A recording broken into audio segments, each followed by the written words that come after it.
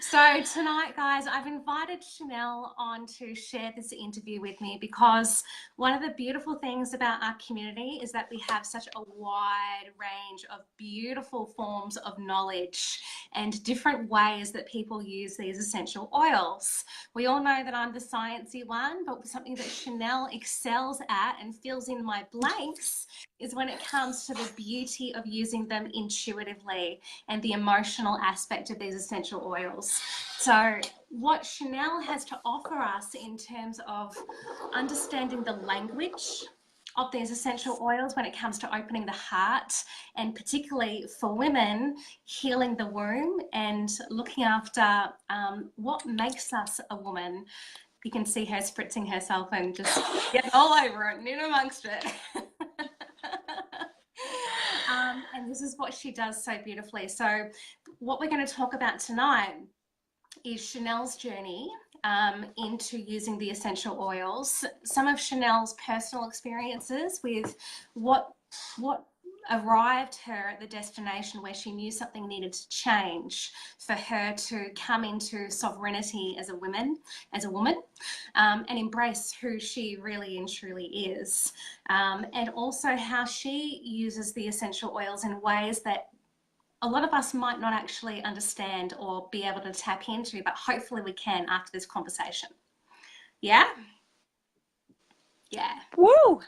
So, Shannele, I would love for you to start with a little bit of your journey as to, because I know that you had an amazing story to tell about South America.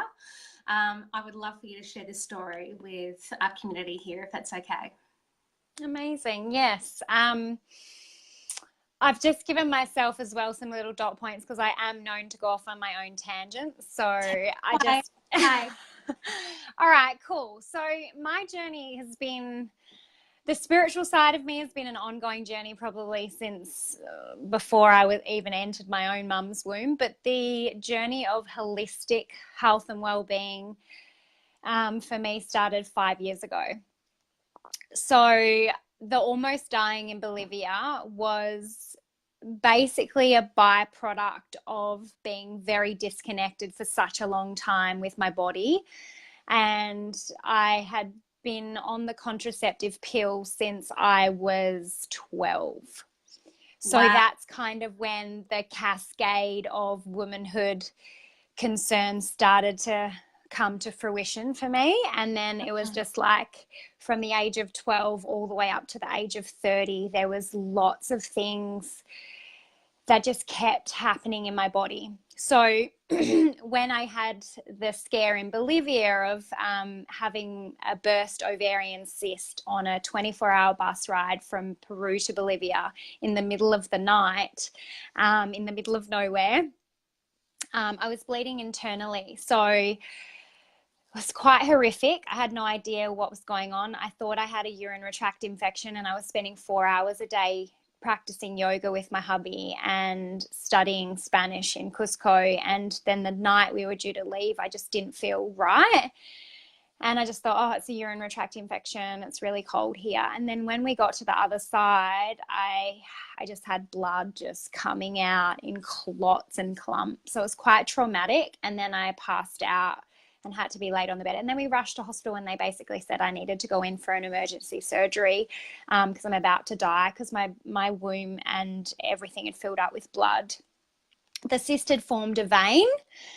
So I couldn't do anything. So my poor husband, we'd only just done a month of Spanish, so he was trying to communicate in a Bolivian hospital with no one that spoke hardly any English, broken English. So I basically went in for a surgery where it was all internal, and they had to blow me up and then remove the cyst, which ended up being the size of a ping pong ball with a vein.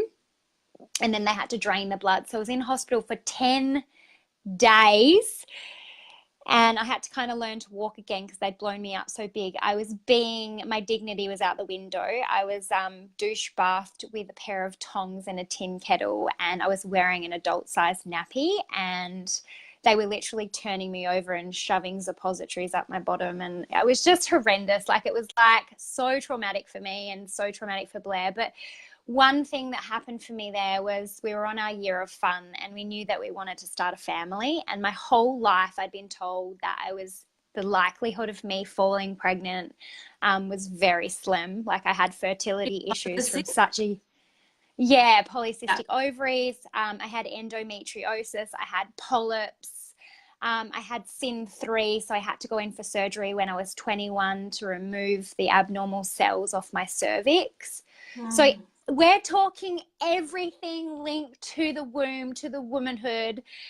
And this sort of realization in Bolivia of spending 10 days in a hospital, subconsciously knowing that this was my path, this was something that I needed to clearly work on so that I could actually be in connection with myself. And I was always on yo-yo diets, and I was working in the hairdressing industry for 16 years with chemicals every single day, and every person around me was having a miscarriage or skin abnormalities or sensitivities, or just everyone had gut issues. I had gut issues my entire life.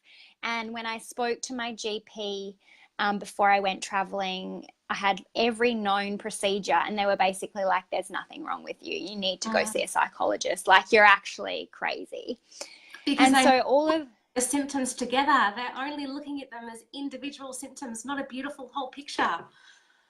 And, just things like just uneducated around what the contraceptive pill would do to my body. And the fact of the matter was, like, it was just the solution from a medical perspective was give me another pill or try another pill or put another implant in my body that was foreign.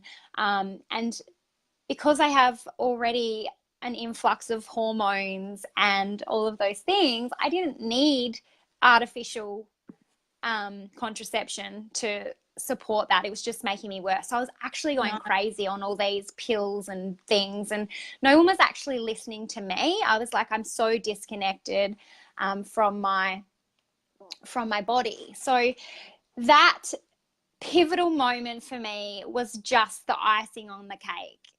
I guess it was a gift that was given to me to shine a light on that area of my body that needed work. That was rock bottom for the womb and for your uterus, so to speak. Yeah. And one thing I just want to share with that is when we as women are experiencing stuff there, and I'd read a book from Louise Hay when I was 16 that talked about all the different parts of the body and where we store stuff. So my journey of personal development, and I knew that I'd taken a lot of stuff from my mum and my grandma. I knew that. And that started the moment I was born, earthside. So I knew there was work to be done. And it wasn't until that moment happened in Bolivia where I was like, okay, I'm listening. You're shining a light on the area of my body. I helped create this. I'm so glad that I didn't die, but I do want to be a mum. And I know that I am maternal, and I know that I'm going to be a mum. So it was literally like stripping it back. Yeah. Let's get to work. Thing that I need to do. What do I need to change? What do I need to open myself up to? Yeah. And 12 is so young to go on the pill. Oh my goodness. I mean, I don't think I didn't go on it until I think I was about 15. And I can imagine the toll that would take on such a young body. It's really just gone into puberty. Yeah, it was pretty much as soon as I started my first period. Wow. So it was literally a week after my first bleed. They were like, okay, here's a prescription. It's astonishing, isn't it? What you know now compared to what you knew then. Yeah, exactly. So. And I, like you, I mean, I was put on the pill for polycystic ovaries. It was a Band-Aid solution. I didn't know that at the time. I just knew that I didn't want the symptoms. For me, it was horrible acne and weight problems that were troubling me. But not once did it occur to me that maybe there was a way that I could manage this myself. And I guess that's what you came to the conclusion to as well, that what you were doing, which was being on a pill and using synthetic options, just was not giving your body what you need. No, not at all. And yeah. Oh, sorry, you've just got some questions coming through. So I can't see them, that's sorry. okay. Adele is asking why they put you on the pill at such an early age. Is that something you feel comfortable answering? Yeah, of course. So for me, it was just my periods were well, my period was heavy, You're but my single. mum wasn't. Yeah, my single period was really heavy, and I'm like, my mum just didn't have that education either, because I'm guessing that my grandma and my grandma's mother did the same. Like, it was, well, I don't know if the pill was around then, but the same, it was the same. So that it's kind of, they're given the information and they just keep doing it until someone says, okay, like, we need to change Yeah. this because this isn't Yeah. working. But also, my mum was, I guess, afraid that I was going to start being sexually active, and that was the fix. Well, we don't Yeah. want you having a childhood pregnancy, so we're going to On hook she you on the goes. pills. Yeah. Oh, holy moly. Was there anything else there? Sorry, No, I that was haven't got it. my We've just got comments. somebody saying they've got that. Yeah, it's fine. It's all good. Yeah, Okay. that was the question from Shannele, from Adele to Shannele. Yeah, that's astonishing that they did that at such a young age. And I guess, you know, like you and I have spoken about on many occasions, that if it has taken us 10 years to arrive at this situation where we have this damage or this situation happening within our womb or with our reproductive system, it's going to take a good couple of years at least to clear that mess up, because that's how long it took to develop in the first place. So we can't expect to rip the band-aid off, being get off the pill, and we're suddenly going to be right as rain. Our body has so much adjustment to take in. It's a whole new world for it. It doesn't know how to operate by itself. Yeah, exactly. And I went off and on implants and pill and mini pill and all that stuff because no one was listening. And I guess I was in my party girl days in London as well. And then I met my husband and I was just like, oh my gosh, I have to go off it. So I was 24 when I went off the pill, and I went back on it for a short time when I was 28, I think, but it lasted one packet and I was like, no, no Yeah. more. Like, I can't do this anymore. I am done. So from 24 till I'm turning 35 in a couple of months. So I've been really clear. Can you talk about some, you said you knew no more, I cannot do this anymore. For a lot of people out there that might watch this, they don't know what the situation that being on the pill causes to our bodies. What are the symptoms that you can recognize that your body is telling you? So, yeah. So for me, I used to get migraines. Since I was 12, I would be rushed to, I used to be rushed to hospital for migraines. So I would go, I just have to take this off my screen. I used to have to go into hospital and I'd be admitted into hospital overnight on a drip from the most excruciating migraines. And they would give me muscle calmatives to actually stop my brain, like my muscles in my brain would actually start just expanding and contracting, and it was so painful. So that was a symptom of being on contraception. And I was like, oh my God, obviously diet played a huge part. I know this now because I didn't eat at all and I was starving myself, and then I would binge on sugar and white starchy carbs. So all of this stuff, and through education and my own stuff, you learn later. But in terms of symptoms, it was I just didn't feel right. Like I was putting something artificial in my body. And because even though I was disconnected, I still feel like I've always been very in tune with my body. So when I went to a medical professional and I tried to explain how I was feeling, like things just felt off, or I had an inner knowing or just an inkling that this wasn't for me, they kind of just didn't pay attention. So for me, it was just little things came up, like, intercourse became really, really painful for me. And then when I went on certain pills, I would have so much mucus Like Yep. just weird stuff, like weird Yep. stuff that's not normal. And I'd be like, Yep. I'd go to the doctor and they'd be like, oh, or I would bleed for 3 months solid. Like I would put in a super tampon at the time and it would literally just fall out in 3 seconds. It was full. I'm like, this isn't normal. Like just little things like that. I was like, oh my God. Like my mum put me on this at 13 and I just started to, you know, but then you start questioning yourself when you go to the doctor and then they're like, well, they're the professionals. So, and they're giving you the feedback and they're like, no, you're fine. And you're like, okay, I'm fine, but I don't feel fine. And I think the other thing that that I often think about is when you talk about being in connection and in tune with yourself, all the pill is a false sense of reality. It's creating a false period. It's not even a period. It's just a withdrawal bleed. It's not your true hormone woman self that is shining through, so to speak. It's got nothing to do with it. And so there is a really strong disconnect between what we think our body is doing and what it's actually doing. And that's crying out for help. Please don't do anymore. And to be honest, like now that, you know, we're working with our moon cycles and our bleeds, and this is one thing I feel really strongly about as a woman and having 2 amazing births and labors and really understanding the anatomy of our womanhood and what the gift is of having that and having a bleed is just, it's so significant. And and there's been so much shame around it and dirty and guilt and all this icky stuff about bleeding. And I think, oh, I'm going out this weekend, so I'm going to pop this pill because I don't want my period. I don't want the inconvenience.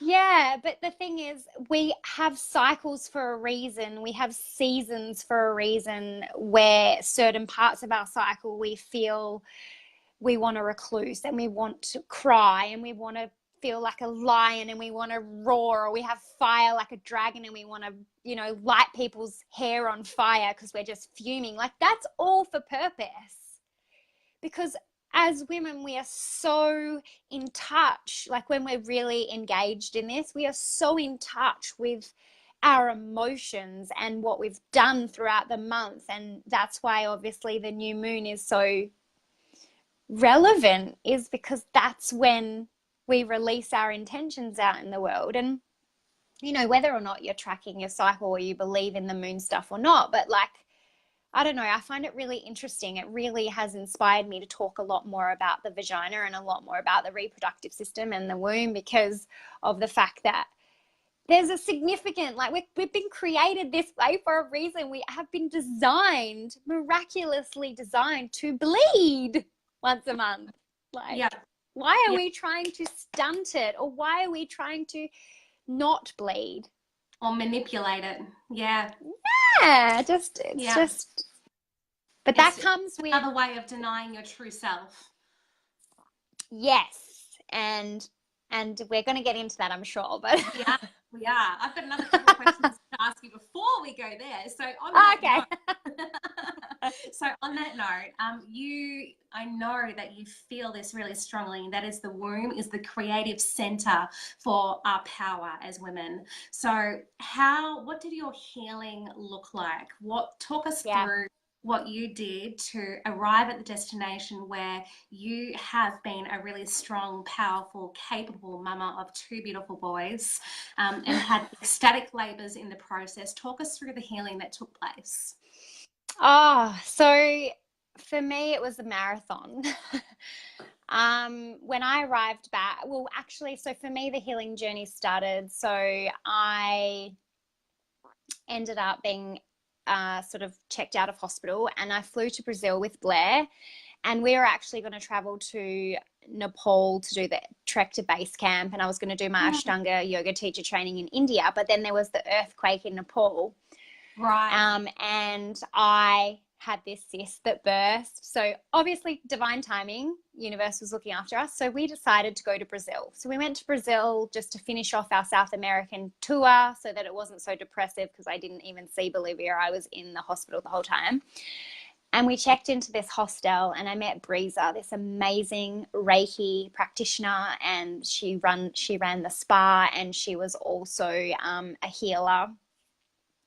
And she did some Reiki on me, and it was the first time that I actually began to heal all of the stuff in my womb, all of the stuff that I'd been carrying since before my conception. Like, honestly, it was just crazy. And I cried and I was like, oh my God, it was such a big release. And she gave me wild Australian bush flowers. And she gave me a little tincture that she made up for my crazy, crazy, crazy hormones, because they were cray-cray after that operation, even crazier than they've ever been in my entire life. And that was a seed that was planted for holistic health and well-being. And I remember seeing another healer before I went on my big year of fun with Blair and my husband, and she said to me, you're going to start something in health and well-being. And I was like, no, I'm going to open a hairdressing salon in Melbourne, and like, that's where I'm going, like, that's what I'm doing. And she was like, no, it's in the health space, like you're actually doing something in the health space. And I was like, no, I'm not. So I was overseas for 1 year, just over a year, looking at all the different salons that I was going to come back and open. And when I spoke to Breezer, I was like, my life has changed as I know it. Like, something has completely shifted in my body and my being. I came back to Melbourne. So I'm not from Melbourne. I'm from WA. I went back to WA for a week. Then within a week, we moved to Melbourne, and I went to the top salons in Melbourne to do trials. And then I walked in and I just walked straight back out. Like, I had left that part of my life. It was done, and that was my healing. So Blair's like, well, what are you going to do? And I'm like, I don't know. So I just started raw food chefing. I started meditating. I started riding my bike. I felt this weight and ego and all of this just crap. Just, I was a party girl. Like, I used to just be on the bar dancing and doing shots of Sambuca. Like, that was my life. I was the loud party girl. So now my friends are like, oh my God, she doesn't even drink anymore. But I just was sick of... Still loud, and you still know how to dance. And I'm still proud about it, right? So, but the thing was, like, I remember coming back to Melbourne and being like, the diet and just the non-sustainable lifestyle, I cannot do this. I cannot have this relationship. Hate, love, I hate you, body. Like, why don't you look a certain way? I'm always trying to fit into clothes that don't fit and making myself feel really just not good about it, and being mean to myself. And the self-talk was disgusting. And I watched my mum do the same thing as a child, and I was like, no, like, this has to stop. So I was in search of alternative ways of living and medicine. And it started off when I got to Melbourne with a dietitian, and then, just all these seeds were being planted. And what happened for me, I walked into the Paran market, and a woman, she could see that my hormones were crazy, and she offered me Claricalm. And I was like, what's this witch doing? She's like giving me a sample of something crazy. And within 8 seconds, like, no word of a lie, I was with one of my best girlfriends. And it was the first time that I had my period where my hormonal symptoms were like non-existent. The first touch of this oil on my tummy, she just made me apply it, a little quarter dram. Most of us get those little quarter drams. And then I was like, I felt my third eye literally just went like this. Like, I was in total connection with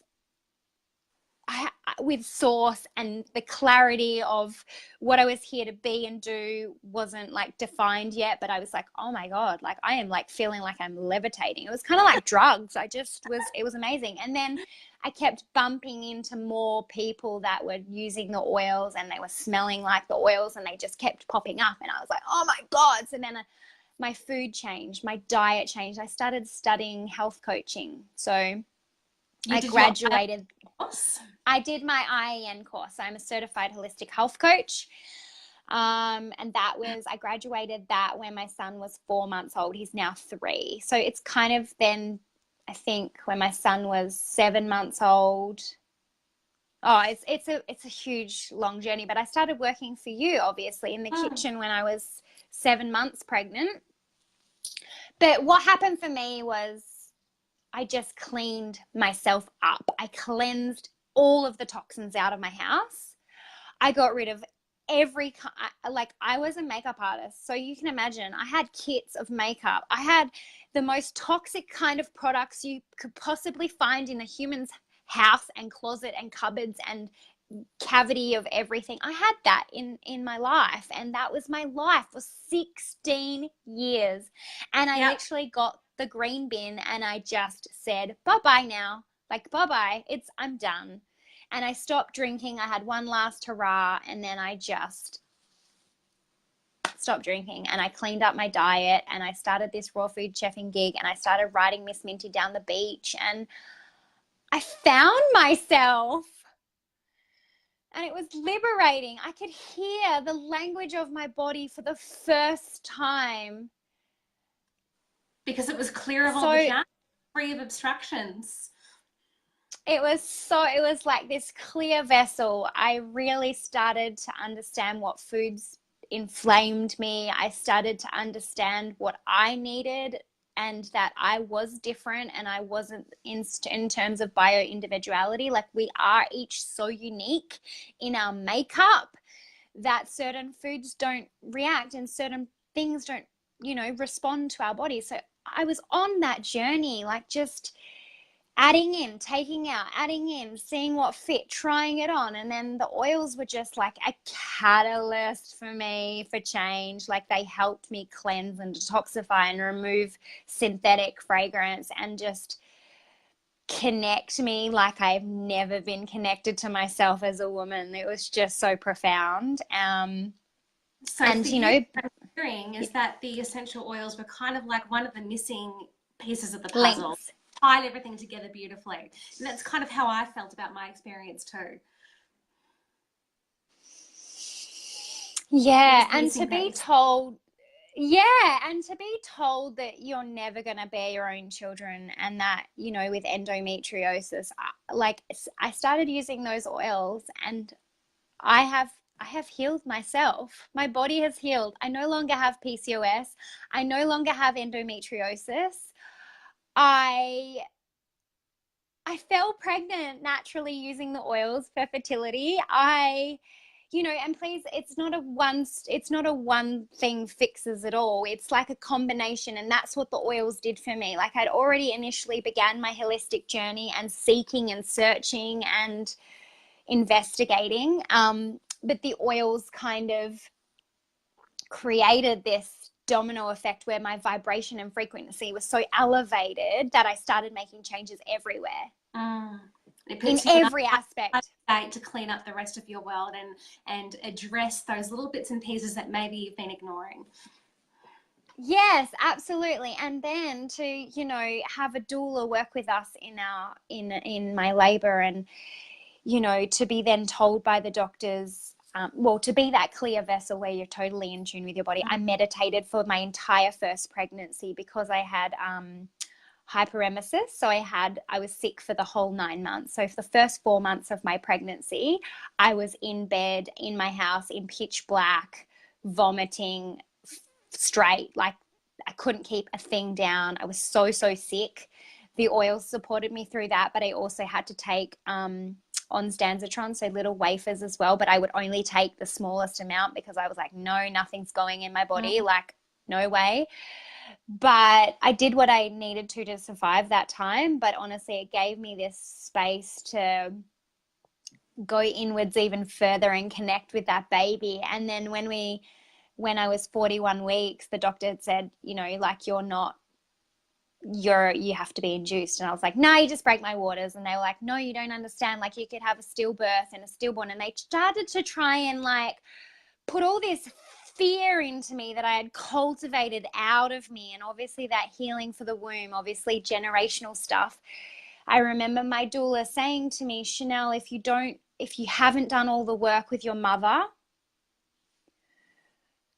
your uterus is not going to open. Your cervix is not going to open and expand. So have you dealt with it? And I was like, sister, I've been all over this. I left home at 13. Like, I am all over this. So I just want to stop you there. Yeah. Can you explain what the maternal line is for the people that might not understand what that terminology means? Sure. So basically we have stuff that is passed through the maternal line, so our womb to womb to womb. So obviously when my grandma was pregnant with my mum's had her eggs in her womb, and then I obviously had when she was pregnant with me, had my eggs in my womb, and so forth. But what happens in the maternal line is all to do with the generation. So what happened in the generations prior, that is then carried forward, because remembering we're all energy. We are all energy. And so whether we have sort of gone into the womb yet or not, that energy is transferring onto that next being that enters that space. Yep. So whatever that space is holding onto, it's transferred onto the next womb until they're basically, and that comes with fears and patterns and just all of that generational fear and trauma. So anything, whether it be, go share. I was just going to say that recently, so only just last month, a new study has come to light that generation epigenetics, so stored memories, emotions, trauma, passes down 14 generations. 14, guys. I mean, that's a lot of stuff to be carrying.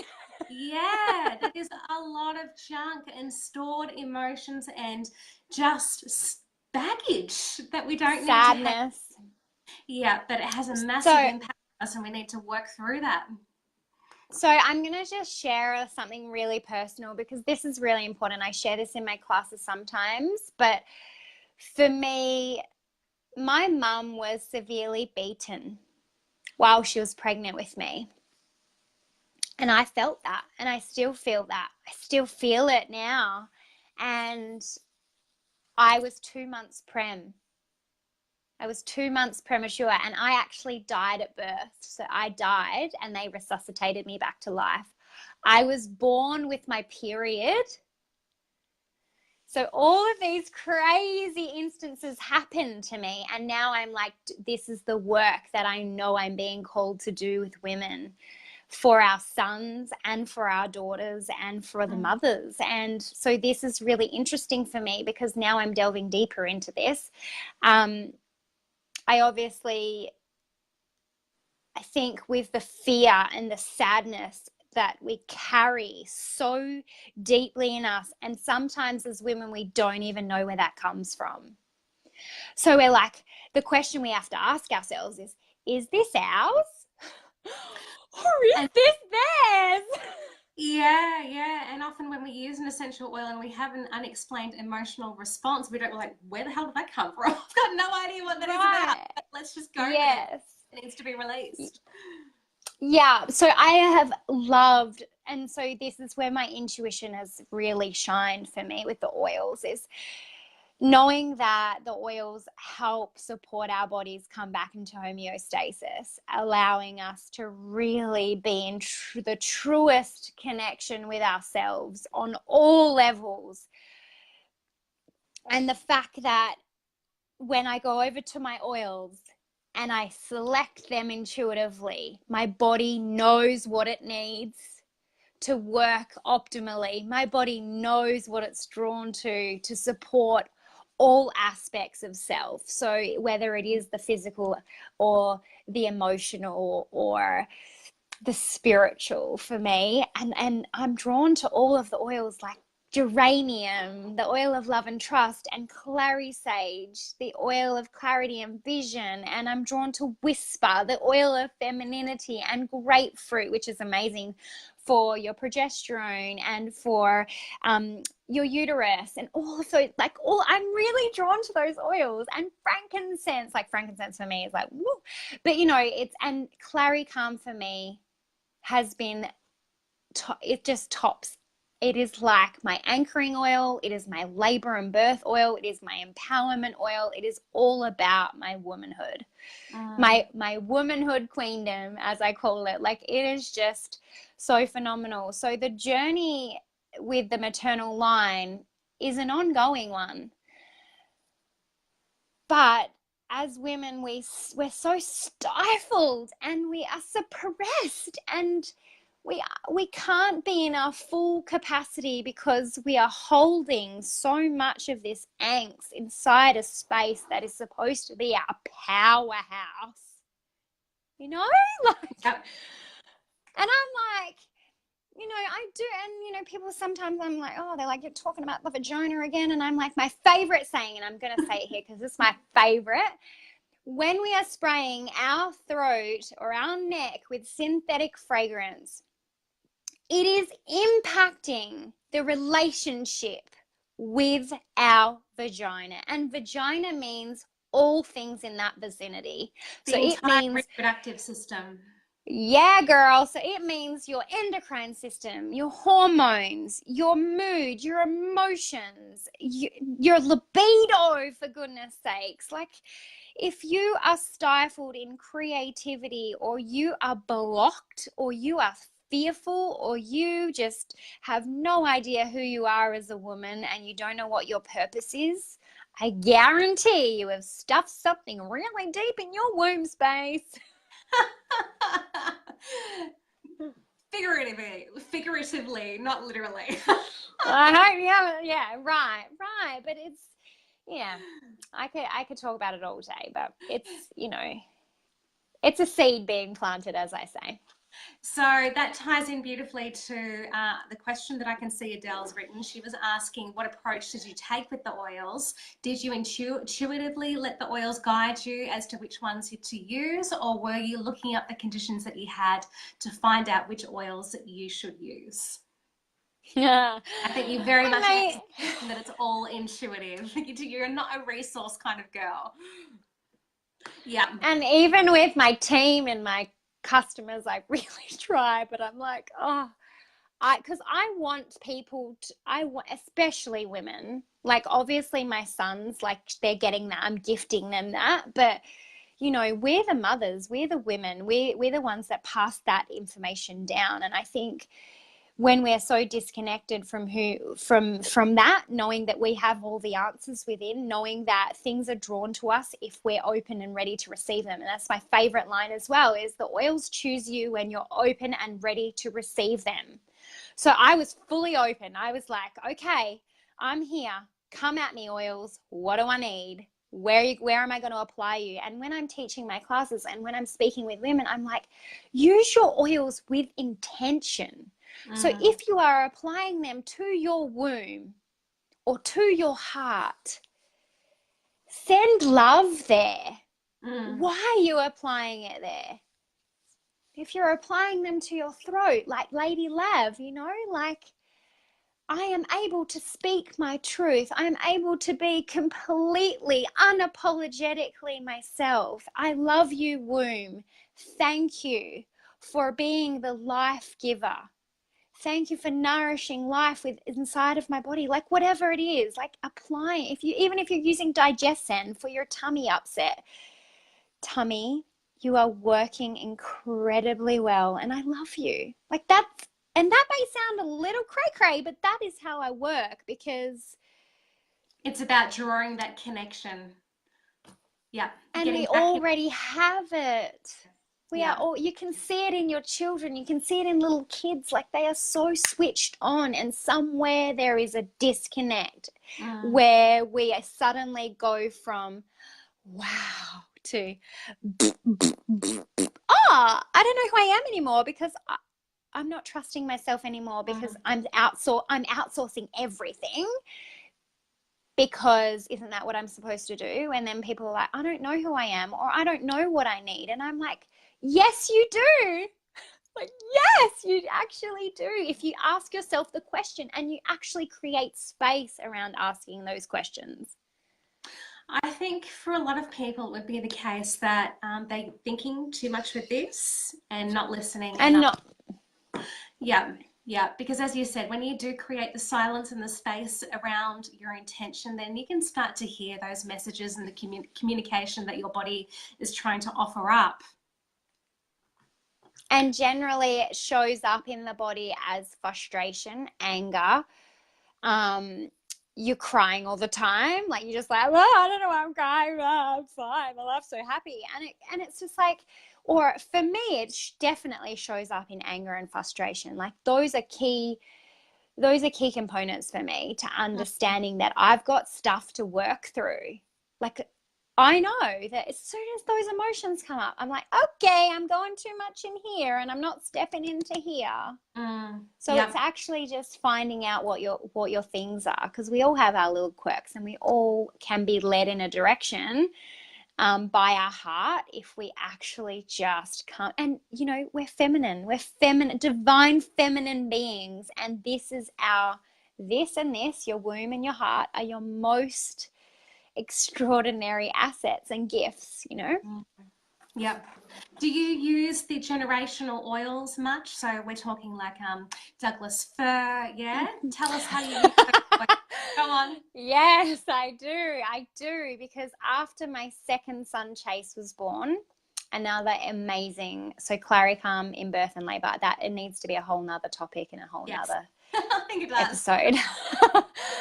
But after he was born, 2 months after he was born, all the work I had done for this healing just came and smacked me clean in the face like a truck. It just, and I was like, oh my gosh, what is this? I was like, look, I felt really unsupported. I felt really angry. And then my firstborn was just triggering me. And I'm like, what is this? And then it was only recently that I went to sacred cacao in the bush, no cell service. I switched off and I went back. So I've been using white fur, Douglas fir, Siberian fir on the soles of my feet, also on my womb.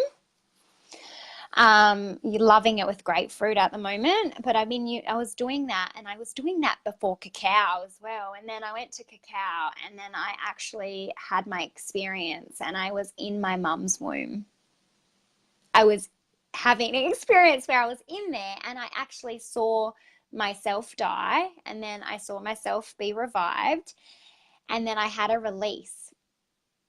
And I know it was because obviously I'd been using those oils for like months in advance before I went to cacao, and they are all about respecting and honoring what occurred and our elders, but also for releasing what's not ours and the patterns and the conditioning that comes with that. And because we don't want that to continue down the lines. It stops with us. We have a choice right there to decide that it stops with me. I don't want this to continue. Yes, exactly. And so for me, I know that it stops with me now. So like, I'm actually doing a course which is all about the maternal line, because I know that this is the work that I'm called to do now. But I don't want to pass that on to my sons. I want to, my gift to them is that it stops with me, and you will get to a point where it has to. Yeah. So when you're working with women, and we had this conversation the other day, what are some of the common themes and the struggles that come up in your conversations when you're working with women and dōTERRA? Yeah. So women don't know who they are at all. They feel like spirituality is a separate entity, that to be spiritual means that they have to practice yoga. And that scares them. I think for me, it's just they are so afraid to be completely vulnerable and who they are, and they don't communicate how they're feeling. So it's all very much suppressed. So a lot of the women I work with suffer from anxiety. They suffer from just sort of sadness. There's a lot of sadness because they don't know. They think they should know what they want in life, but they don't, or they're carrying a lot of their family's beliefs around with them. that aren't even theirs, that they're like, these aren't even my beliefs, but I'm, so, and they're exhausted. They're adrenally fatigued because they're on, do. There's no sacred space to really love themselves or create space around ritual or self-care and self-love practices. And I think lost comes to mind, like a lot of lost women. And that lights me up because I'm like, buckle up, you're coming to me for cleaning, but I know that this journey is just going to crack you open, and it's scary, but it's time now. So talk us through, how would you encourage your women or your customers to utilize their oils in a way that's going to help them transform and maybe recognize and start tapping into some of what's not quite right that they're leaving bottled up inside?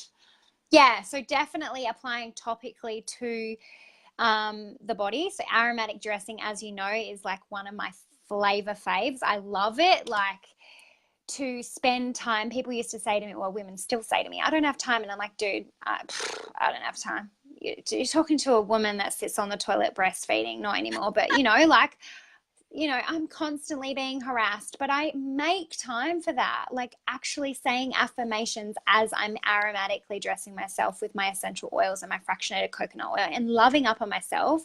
And so that's important that I offer that up to the women that I work with, because looking in the mirror and looking at yourself and seeing yourself and saying, I love you, that to women, they're just like, are you crazy? I don't love me. I hate myself. Like, I don't even know what my boobs look like. I don't even know what my vagina looks like. What are you talking about? Like, it's like a foreign language. And I'm like, you need to carve out sacred time that it's just you and your oils and you're loving up.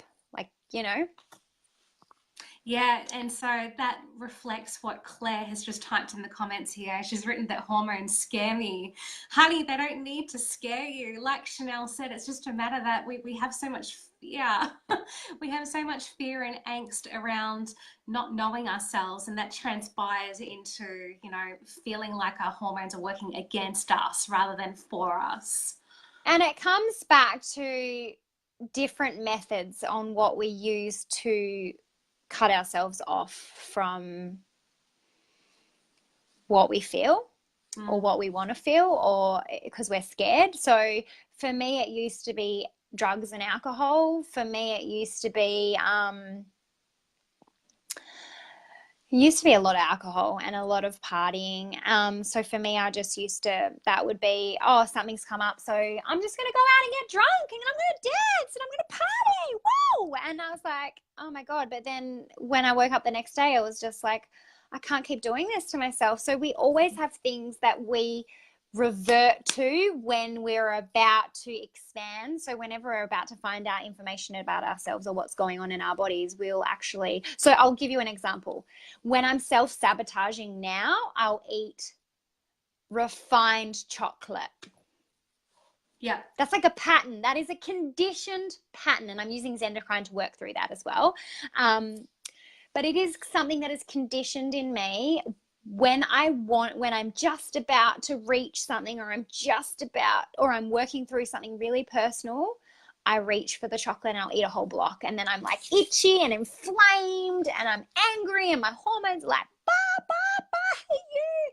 So I think the question is, when you are going and reverting to things that are instantaneously good in the moment, but they're actually preventing you from having that true connection with your hormones and true connection with your body, what does that look like for you? Does it show up in the form of refined carbs? Does it show up in the form of alcohol? Does it show up in the form of smoking? Like addiction? So yeah, I find like people get really fearful of certain things. So then they're like, okay, I don't want to deal with it. It's just, I'm going to put it under the rug, and then I'm just going to keep doing what I've always done. But then it'll just pop up somewhere else. Yeah. Too hard and too scary. Yeah, but it doesn't need to be, because you know what? On the other side of that is a woman that is so in her freaking power. And don't get me wrong, like we have I was having a chat on Instagram today about this. Like, we have moments that are we have shadow self and we have light self, but we need both. So we can't be like, wow, all the time. Like, we have to weave in and out of that. But you have to acknowledge that if you are reverting to some sort of behavior or substance or something to prevent you from having that full embodiment of connection, then you have to start asking yourself why. Yeah. Yep, totally. So what I'm hearing there is that you would guide women to, let's say they had hormone issues. It wouldn't just be using the oils to address those hormone concerns. It would be, okay, well, what are the emotions that we're dealing with here? And what oils? Always emotions. What oils can we implement to help you start unblocking and working through some of that release? So tell us some of the oils that you might commonly refer people to use when it comes to creating those rituals for daily practice. Yes, so I love anything citrus, especially grapefruit, especially wild orange. I love citrus bliss. And why do you citrus oils? What's the call there? They're so amazing for invigorating us, but lifting our emotions instantaneously. So if you are in a wallow or you are completely shut off, like you have literally just put your wall up, I always go down, but I mean up. If you are just like, I'm not even gonna tap into my feminine side because that is scary and I don't want to cry and I don't want people to see this side of me, then I am kind of like, okay, this is kind of like a game for me, because I'm like, get those citrus oils on, because that's going to immediately, even if you're not applying the oils to your body, like you're actually going to diffuse them or sniff them, something's going to crack open and you're going to feel good. You're just going to feel good. And then you're going to be more inclined to start reaching for your other oils and your clary sages and your Frankie and your whisper and your rose and your jasmine and your lang ylang. So all of things that are related to you really getting in touch with your feminine side. And they are going to be working on your emotional level, but also your physical things that are going on in your body. So yeah, obviously, I just jumped off a call with a woman actually, and she's got PCOS and she wants to eventually have a family.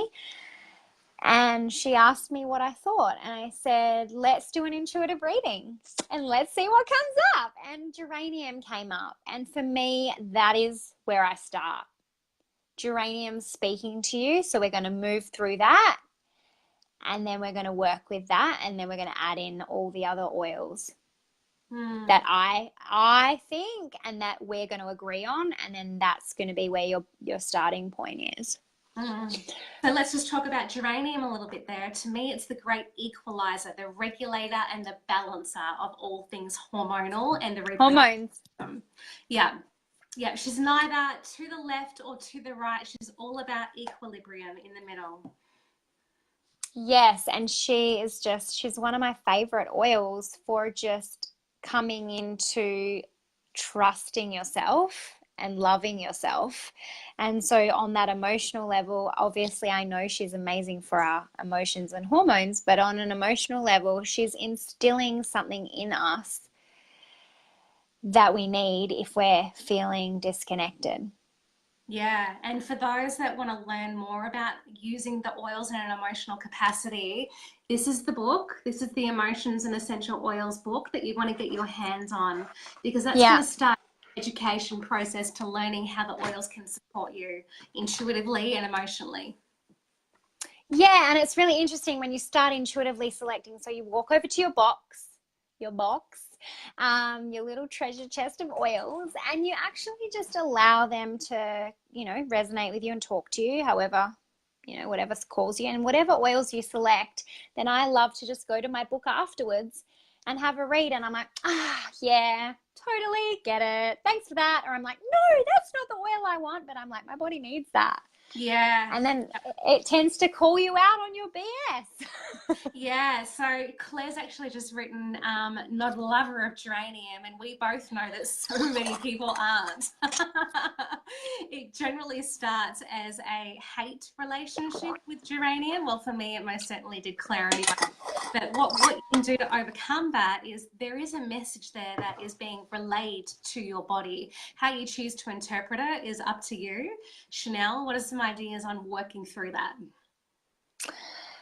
Yeah, so there's a lot to be said about if you're not digging the smell of an oil. It could be anything. It could be, you know, like we know that our sense of smell triggers our memory. So it could be something way back when, before you even could walk, that geranium was used, or something happened in that space and it's triggered something. But for me, I'm still a believer that if you don't like the smell of something, apply it to your feet. Yeah, and start with Apply one it to your drop, heavily diluted, and just keep on using it over the course of 2 weeks, and and then see see. what happens. Yeah, Yeah, exactly. A totally believer in that. Don't diffuse it if you don't like the smell of it. Like, I have some people say, oh, they don't like digestion, it makes me feel really sick, or I don't like ginger. And then when we dig a little deeper, I'm like, okay. You know, but then they start applying it to their feet and they're like, okay. And then, yeah, after 2 to 3 weeks of just, you know, using it sparingly, they're like, oh my God, I can tolerate it now. So, yeah, and that's what Tina's just said as well. She said she didn't start off liking it, but surprisingly now she is, and it just takes time with some of those things, doesn't it? yes. And another oil that I just wanted to touch on was neroli. Mm, So has I love neroli. And every time I've had any like delay by a day in my moon, like in my bleed, I seriously will apply neroli to my abdomen, and then within a couple of hours, I'm back in sync again. It's just yeah, incredible. Like, I love it. And I wanted to share that because this is the beautiful thing. Like, when we're really checking in with ourselves and our body, like, if we give our body the right tools, if we feed it the right fuel, you watch it go. You watch it go. Like, that just totally excites me, because I just thought, oh, neroli. I haven't spoke about neroli, but neroli is one of my absolute favorites for if my cycle is slightly, you know, I've been stressed that month, or I've been busy, or whatever. I literally just get her out and I just roll her on my little abdomen, and next minute I'm like, hello. And so, okay, diving into libido, what are some of your favorite oils for libido? Oh, yes, let me tell you, passion. I talk about this a lot. I did an experiment. I did an experiment with my hubby 6 times, and I put passion in the diffuser. And yeah, for me, I'm like, oh, you know, and then for him, same. His libido is amped up as well. And I love being the witchy poo. I love that, because as women, we you know, sit in our linear brain, rather than, like we said, jumping into our womb and jumping into our hearts. We are literally by nature creative, beautiful, loving beings. So being able to mix up potions and get creative, and that's what I wanted to say. Another suggestion would be to start blending. Start getting your diffuser out. Start making your own pure fume bottles, or empowerment blends, or self-love blends, or aromatic dressings, like whatever. But use your oils like you are a little witch, and you're going to just start getting that creative center on, which is just perfect. But anywho, libido, ylang ylang is a must. Yes. Tick, tick, tick. I absolutely love that. I love diffusing it with wild orange, with citrus bliss. What's a combo I did recently? It was so delicious. I think it was like grapefruit, orange, and ylang ylang, and maybe patchouli. And it was so, blew my socks off. I was like, whoa. And just to get into your sensual body, like if you are not you know, you're just not feeling into it or whatever, or you just can't get, like, it's generally because you're here. Yeah, your head is switched on. Got to get out of it. Yes.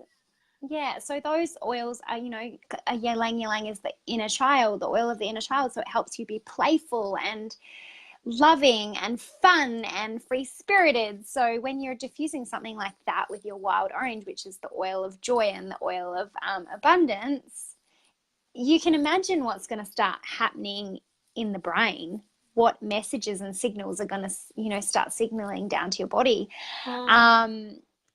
But yeah, I absolutely like ylang ylang for sure. Passion, they are some of my favorites. Yeah. And remember that all of the floral oils are inherently linked to our womb and our vaginas as well. Oh, and yeah. Oh, yeah. Well, geranium again, rose, jasmine. Oh, yeah. Seriously, yeah. I could go on all day, but yeah, libido for shiz. They are, yeah. Oh, and whisper, like I love whisper as well. Awesome. Yeah, so the plants often tell us what they are for. If you're a believer in the doctrine of signatures, which this is something that we talk about quite often, you know, if you look at a walnut and what does it look like? It looks like the brain. So therefore we know it's good for the brain. The science is there to back it up.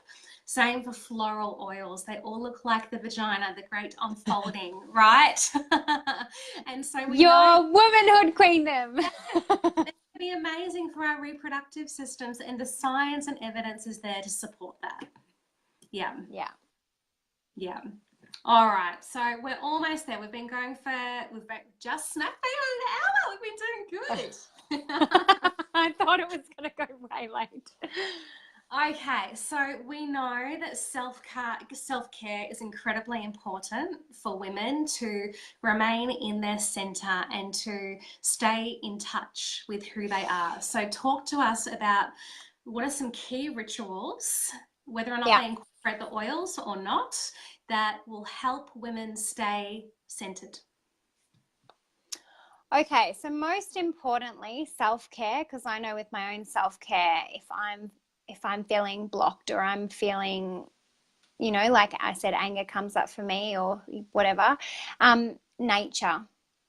So obviously we can use our oils to reconnect us to Mother Earth herself, but actually going and taking your shoes off and grounding in nature, like nature has the answers, just like our bodies have the answers. But, you know, I've been talking to a lot of mamas who are housebound, and I just think, you know, like if you're not out breathing in the air and touching the earth and being on the earth and being in connection with the earth, then you are going to feel shut off. You are not going to be able to have a clear brain. Like science behind that too, but you know, you need to be out in nature. So I don't care what it is, but just get yourself on the earth, the beach, the park, the lake, sit in a tree, sit on the grass, whatever. So that is number one. Move your physical body. I have just got my husband to buy me an exercise bike because I was doing F45, but I can't do that anymore at the moment. So I was like, oh my God, I need my own space when I first wake up in the morning. So I am pedaling hard out for 30 minutes to get those endorphins going before my babies wake up. And if they wake up, I sit them in the pram in the garage and I ride and I put my headphones in and I listen to my Abraham Hicks meditation. And I'm like, I feel like a different chick right now.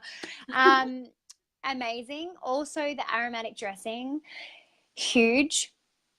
Loving up on your skin, but loving up on yourself, giving yourself some love instead of all that mean girl, inner critic BS that you feed yourself like 90% of the time. Like actually just send yourself some love and say some nice things about your boobies and your bum and your womb and your arms, you know, like everyone's like, oh, my hangers, oh, my boobies are like sausage sacks, you know, my areolas are really, really dark and big now. Like whatever, like actually just get in there, touch your body, look at your eyes in the freaking mirror and be like, you got it going on, sister.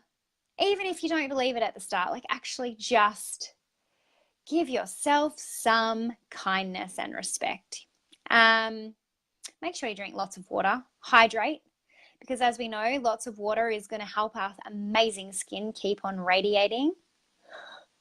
As soon as I stop drinking water, I get wrinkles, and I'm like, okay, frankincense, yarrow palm, geranium, and I scull 3 of these, you know. So that too, and just wherever you can, wherever it's possible, just remove any chemicals and synthetics that you no longer need. So even if it's your skincare or your makeup, you know, makeup has a lot of hidden stuff in there. So just try and get good quality makeup that just doesn't have all the rubbish, and just create time and space to be with yourself without someone else needing you for something. Like my husband, I'm like, I'm going to the bush for the weekend. He's like, okay, see ya. Because otherwise I'm a crazy lunatic, and it's no good for anyone. Put your own oxygen mask on before you put it on anybody else, I say. And if you are turning to custard, the whole house and the whole world is turning to custard. So look after yourself and take the pressure off.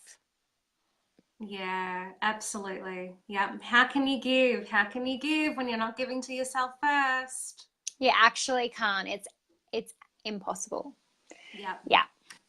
So Adele's just asked, do you jump around and use different oils every day, or do you tend to stick to the same oils for a season so that you can see a change? So I have my set oils. Claricum is one of them. Of course it is. Geranium is one of them too. But then, you know, and things like lemon in my water and orange in my water, or tangerine, like those things are generally, I've got them on a little cycle that I just alternate between. But I honestly, and I make up roller blends if I'm working through stuff. So if I know something's coming up for me, I'll make up a blend and then I'll use it until it's gone. And then obviously I do a lot of journaling. So a lot of stuff comes up. And then when I'm like, sometimes I get the full way to the bottom and sometimes I don't. Sometimes I get a quarter through and I'm like, I'm done. Like, I don't need you anymore. But most of the time I love just getting creative with my diffuser and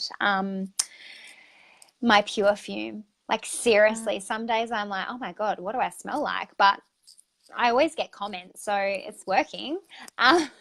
And yeah, I just play. I use it as my time just to create new scents. Like, so I made up something ridiculous the other day with basil, and God, it was good, and I can't remember. I've written it down somewhere, but I was like, oh my gosh, I would never do, basil's not one I would ever do really diffuse. I'd normally apply it to my adrenals or something like that, or put it in my food. But I was diffusing it with something amazing. I've taken a photo of it, so I'll have to find it. But yes, I generally switch around. I'm a bit of a flirt like that with my oils. I know, you know, apart from being married and having 2 kids, commitment kind of scares me, I think. So I'm a bit of a flirt. Yeah. That's cute. And you mentioned one really important word in just what you said there, and that was the word play. And I wholeheartedly agree with the fact that having these oils in your life, it is such a beautiful way to play and inject more play and creativity into your day, even if you don't consider yourself to be a creative soul. You know, I don't really consider myself to be a creative soul, but I know that I feel creative and totally at peace. You know, when you've got a lazy Sunday afternoon and you can use the couple of hours to make up some potions, reorganize your box, just make yourself smell amazing, there is such a sense of peace and contentment there when you've got that. Wouldn't you agree? And just, totally. And just to know, like, why this always gets me really emotional is just for me to know that I have the power and control now in terms of I have chosen this for our family and for my life. The oils I'm talking about, having a toolbox full of just gifts that just keep giving, no matter what I feel, no matter what I'm thinking, no matter what I'm experiencing in my life at that particular moment. I know I've got a whole beautiful array of Mama Earth sitting right there that I can dig my hands into and I can use for so many things. And I think that right there is taking back your power. Yeah. And not being in dogma and not being in what society, you know, has said that we must do. Like, we are actually like, hang on a second, if I'm nature and these are nature and I've got this creative toolbox that I can actually call on for everything that I need until I don't, until I need other things, which, you know, there's an oil for everything. So it's powerful to know that. It's so reassuring to know that. And the more you get familiar with the oils that you're using, the more confident you get, the more experimental you get as well. Truly. Yeah, that's absolutely right. All right, I'm just going to scroll through some of the comments here. You're getting a lot of love, Shannele. Lots of love. I had to turn them off my end because I totally get distracted. I'm like a bird. That's okay. That's all right. No, it's been a beautiful conversation. And I guess what I would love to offer up to you is what are some parting words of encouragement that you just want to leave this night on for women out there who might be going through a struggling patch at the moment? What would you like to offer up to them? Yeah, thank you. I think for me, one thing that I feel really strongly in my heart is women to be seen and be heard for everything that they are. And if you are in a space right now where you are not completely sharing who you are because you're afraid of being judged, or you feel like you're unworthy of greatness, or you're afraid of the unknown,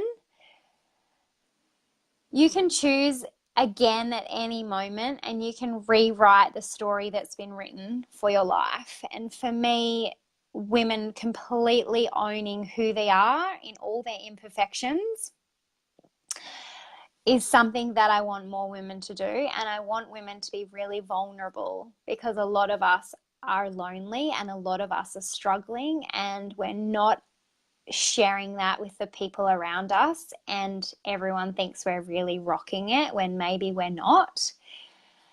And it's really liberating. So liberating when you actually can acknowledge yourself for what you're experiencing and going through. And I think as a collective, it's really important that we just keep being our individual selves, because that makes such a beautiful space, right? When we all have our little quirks. Things and we all have, we can't all just be the same. yeah. So my parting words are: live the life that you always imagined for yourself and don't sell yourself short. And if you can use these oils to really cultivate an intentional, beautiful life and to make yourself believe that you are worthy for having a life that you absolutely adore and love, and having the health that you can see other people around you having, like, it is possible for you too, because as we know, our body has the ability to heal itself, and we can actually change our thoughts and our feelings by, you know, reprogramming our brain. Yeah. So that's it. That's it. Otherwise, I'll go on that. What I would say is that if you want more conversations like this, then you need to come along this Friday night. Oh, yes. Oh, my gosh. Yes. So Friday night, we've got our community night, which I love. I love this new concept because it gives us an opportunity not to actually be teaching a class, but just a hug. If you're a hugger, I'm a hugger, so I love hugging. But also just to ask questions and be surrounded by elevated women and real raw women that actually hold space for each other just to be whatever you want to be without judgment. And if you've got questions about dōTERRA or the business opportunity, or I don't know, other stuff, you want to know more about our journeys individually or whatever. Oh my God, I'm so excited about Friday night. I totally forgot it was this week. But yeah, sorry. I just went off on another tangent. It's okay. It's okay. The purpose of Friday night. Oh, awesome, bro. I'm so glad you're coming. No, you don't need to bring your oils. Just, if you want to, bring your oils, but you don't need to. Just smell delicious, and we'll have a good sniff of each other and admire the potions that you've created. But no, this is just an opportunity to share our stories, to, as Shannele said, have some really beautiful conversations, real, truthful conversations. Maybe there's some support that you need in life at the moment that you're not getting elsewhere, that you don't feel that you can ask for support perhaps. Is this just going to be a really casual, supportive night with lots of fun? It'll be hanging out with your friends that maybe you only see on social media if you are in Melbourne, but actually like hanging out with people in the flesh. And a lot of us are craving that, right? So we're craving that actual person-to-person connection and contact because everything these days is on a screen or whatever. So I'm really excited just because I think one thing that we didn't touch on tonight was just with dōTERRA and the people, the culture of dōTERRA, and that for me, and I just want all of my bestest girlfriends to do this with me because I'm like, the culture is what sets this apart from anything else, and creating that culture within our own community and our own team and just really getting to know each other. Because and what we really want get to do with your best friends if you want to. Truly. Yes. And just to I don't know, I think for me it's more just creating space that you can literally dream and you can be high on oils. It's really cool. Cool life. Your addiction.